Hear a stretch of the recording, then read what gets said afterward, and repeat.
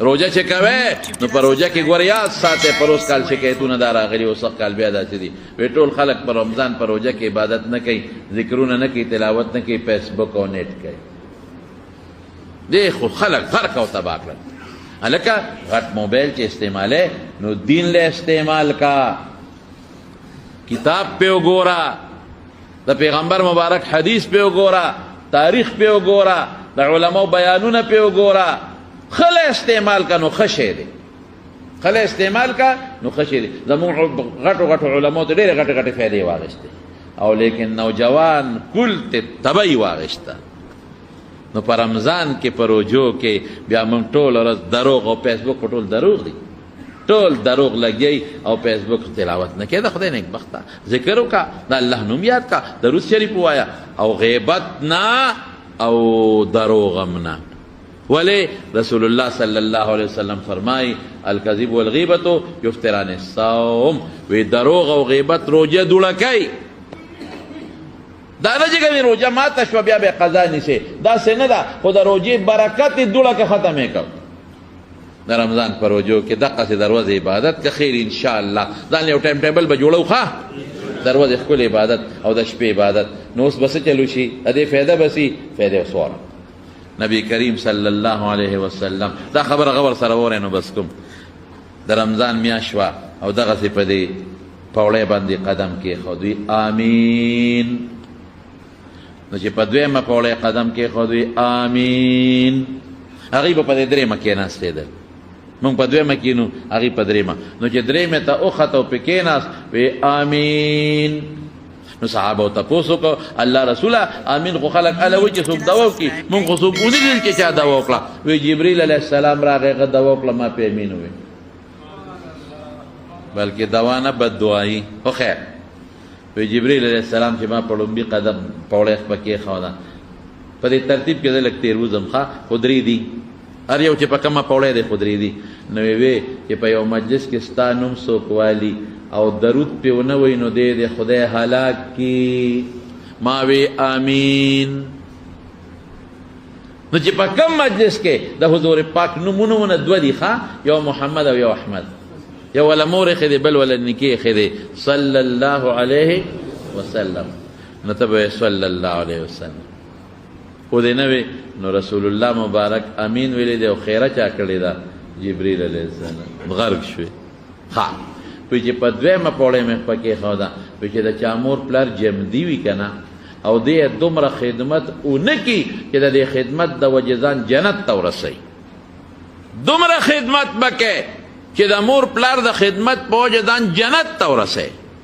الله خوشحالي او خو د دومره د مور خدمت وکړه دومره د پلار خدمت وکړه چې ځان په جنت ته ورسوي نو چې داسې خدمت چې ونه کړه چې ځان جنت ته ورسوي د مور پلار په خدمت نو خدای دې هلاک کړي نو رسول الله مبارک آمین د مور پلار خلک خیال نه ساتي رونو چې ولا ګټي که نه نو باباجي په خپله زور هم کوي او چې غریب د ګټې نه لږ پرېوځي که نه یا بیمار شي یا کټ کې پرېوځي لږ غوندې بیا ورته سپک نظر کوي او چې ښځه یې راوستې نو مور ته ښه نظر کوي او چې دوړدوړی راوسته دوړدوړی بس بیا خور الا مور بلا ښځه نعمت د خدای تعالی یا نه خور پېژنې نه مور پېژنې ظالمه مه کوه داسې که تا نه به هم یو وخت کې دغسې بابا جوړېږي که او ای ظالمې ولې دا خاوند مور ته لمسی ولې دا خاوند مور ته لمسی تا نه به هم یو وخت کې دغسې خواښې جوړېږي بیا به څه کوې د مور پلار قدر کوي قدر وایي چې په درېیمه پوړۍ کېناستم نو جبریل علیه السلام څه وایي وایي چې په چا د رمضان میاشت راله او دونه عبادت یې ونه کړه چې ځان په خدای وبخي څونه عبادت به کوې ته چې روژه نه څونه عبادت به کوې چې دونه وکړې چې ځان په خدای وبخي دونه خوشحالي اوهو رمضان کې دروازې ناره تنده لوږه تېره کړه خواهش نه ځان وساتو د شپې ګوره روازې په تکړه د شپې بیا ماته مونځ کوي نو دا دې خدای هلاک کړي ما وی چې امین نو چې دا ما درته نن کمې طریقې وښولې په دې دې عمل ونه کړ او روژه دې کې ښکلی عبادت دی ونه کړه چې ځان په الله وبخې نو چا خیره کړې ده جبریل علیه السلام امین پې چا ویلی دی رسول الله دې خیرو ته خو مونږ والله کټینګ شو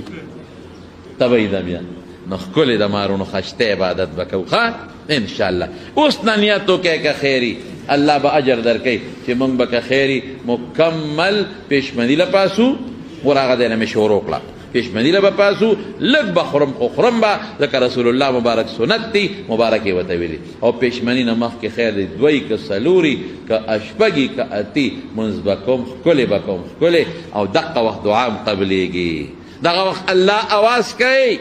ای بنده شته څوک چې ما نه سوال وکړي چې وله قبول کړم؟ شته څوک چې ما نه وغواړي چې ورکړم؟ الله سوال کوي. باباجي زمون خدای پاک وبخي مولانا شهزاده صاحب رحمت الله، یاره هغه دا تهجد هغه چاته نه پرېښوده، نو ما ته د هغه یو څو څیزونه یاد دي. نو هغه به جړل دغه وخت کې ویل چې الله تا ته خو موږ نه ویلې چې اواز وکړه، تا په خپله اواز کې. رسول الله مبارک فرمایي مونږ خو درته نه دي ویلې، ته په خپله وی چې ما نه غواړې، نو خدای غواړم دنه. پوره چلم پکار دی که نه؟ شته څوک چې بخښنه غواړي چې وله وې بخښمه؟ شته څوک حاجتمند چې حاجت وله پوره کړمه؟ نو دا وایه چې الله دا واسطه کړې دي ما ته رسول الله مبارک ویلي، نو خدای زما حاجت پوره کړي. موږ ټول محتاج یو الله ته که نه؟ بیمارو سوال د جوړولو یا رزق کې کمزوریاست، بل څه پریشاني وي، نو دا به کوو ښه تهجد شابسې، بیا دعا به کوو ورپسې که خیر ښکلې تهجد لږ خو ښکلې، او بیا پیشمني. او پیشمني چې څنګه وکړو نو جومات ته تلل بس، ځکه لږ وخت دی جومات کې لا جمع تیاره نه ده، لږ تلاوت به وکړو، تلاوت نه راځي ذکر به وکړو، تسبیح به واړو، او یا به درود شریف ووایو. نو چې جمع څنګه وشي نو ښه خو دا ده چې سړی اشراق ته کښېني، ثواب یې ډېر زیات دی. په هغه ځای کښېني او 2 رکعته لمونځ وکړي، د حج او د عمرې ثواب یې کېږي. خو دا انسان دی که چېرته یو سړی ځي ډیوټي یې ده یا اوبه خورې دی یا بل څه، نو لاړ شه خپل کار وکړه، ښه مزېدار د ماسپښین لمونځ له په وخت لاړ شه خپل لمونځ وکړه. په دې میاشت کې تسبیح ځان سره کې، روژې میاشت کې هر یو ملګري ځان له تسبیح پیدا کې، تسبیح پیدا کې، خو په 100 روپۍ کېږي، په 10 روپۍ کېږي، ځان له تسبیح پیدا کې جیب کې واچوي. تسبیح کې دا فایده ده چې ګوتې دې ورسره ولګي، الله به در یادېږي. بیا ماسپښین لمونځ، بیا مازدیګر لمونځ وکړه، خوب پکې خیر دی وکړه، مازدیګر بس جومات ته ځه، بل کار مه کوه، بس عبادت وکړه. ماښام ښه مزېدار روژه ماته کړه، خوراک لږ، ډېر نه لږ روژه ماته کړه، ګزاره وکړه لږه غوندې، نو بیا ماسخوتن تراویح وکړه، ختم وکړه، بیا پکې خوب وکړه. دا یو طریقه شوه د مارونو ستاسو دپاره، یو ټایم ټیبل شو. نو کوشش وکړئ چې دروغ پکې ونه شي، غیبت پکې ونه شي. حدیث کې راځي وایي که یو سړی تا سره د رمضان په ماه کې د جهالت کار وکړي نو جواب مه ورکوه، وایي اني صائم، زما روژه ده. ته که هر څه وایه زما روژه ده. نو صحابه به په دې ماشومانو نیولې، پیشمني له به پاسول، نو چې دا ماشومان به در ودې په جړا شو که نه، نو د لوبو څیزونه به یې وله ورکړل، ماشومان به یې په لوبو کول چې دا روژه پې سر ته ورسوي. او زمونږ په هغه غټ سنډه روژه فرض ده، او مور ورته وایي نه صبر وکړه مه نیسه، خرابېږي خرابېږي، دی وجود ته نه ګورې، اتي دی او خرابېږي.